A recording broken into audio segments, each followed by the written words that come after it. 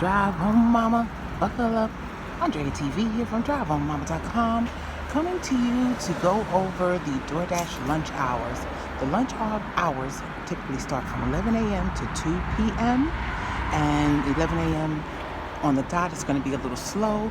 The heart of it is 11:30 to 1:30. And on today, it's a Friday, we're going on a ride along for our lunch periods. We have taken our second order. The first order was to a CVS Shop and Pay, but the store was closed. We marked it closed, received our $5.25, and now we have our next order picking up at Jetty's, $7 for 1.5 miles. After a couple of minutes wait, we have our food in the car and we are on our way.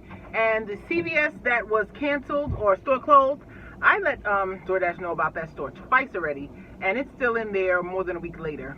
We have 4 different CVS's within a half a mile, so I never know exactly which one it's going to be, but it was the same one I alerted them to. So today I'm not calling support, just collecting my $5.25, and now we're delivering. That first order did have a small hidden tip, and now we have our second order. It's a batched order picking up at Soul Mexican Grill right there, and then Pack Valley, 10 items, 1.5 miles. Let's go. Next up, Potbelly. Hopefully it's ready. Almost every time I've gone here, it has not. Last order had 50 cents hidden from us, and we just took our next order, $7 for 1.6 miles, going back to Jetty's. But as I checked the subtotal, they added on $1 peak pay. So I wouldn't have taken this order if I had known that it was $1 peak pay. So this is a $6 order. It definitely isn't going up by a quarter, but let's go get it. I was wrong about the numbers.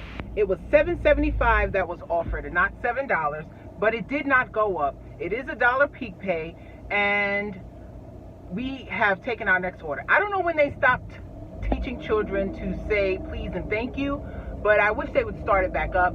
It must be a half day or a no school day because there were kids playing outside, and your destination is on the right. And the little boy came and got the food and was like, "That's mine," and turned to walk in the house like, "Okay, way to go, Mom." Anyway, or Dad. Anyway, we have our next order picking up at Chick-fil-A, $9 for I believe it was 3-point-something miles, and it's 11 items. I'm trying to find the hidden tips. I am Top Dasher, but during the lunch hours I could barely see the difference. And I know Kim's Side Money Plans became Top Dasher 2 months ago, and her tips equal more than her base pay for the last 2 months. Mine has never. So I was trying to be more selective. That's why I wouldn't have taken that Jetty's for only 2 items, because I almost knew it wasn't going to go up. And I'm taking this Chick-fil-A during lunch, when it's slow, because it's 11 items. Mind you, I didn't go into the order yet. It might be 4 forks and 4 straws, but I'm hoping not, because if it is only the Dash Now benefit for Top Dasher, then that is not going to be bueno for me. But I would still do it because there's so many situations where I can't schedule, or I couldn't schedule before I was Top Dasher, not until 11 a.m. in the morning, and I drop my kids off at 8. So what am I going to do for 3 hours? So I'm just trying to figure that out, because Pedro Doordash Santiago, in his last video, he believes that it's dead completely. So I'm doing an experiment for myself. Let's go. That last order had a $1 hidden tip, so we received 10 instead of 9. And now we have our next.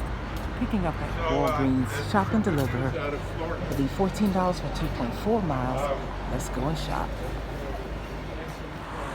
Okay, most shopping orders there is no hidden tip, so we received the 14 that was promised, and now we have the next orders. Five Guys and Tati Bakery, $15.50 for the mileage you see.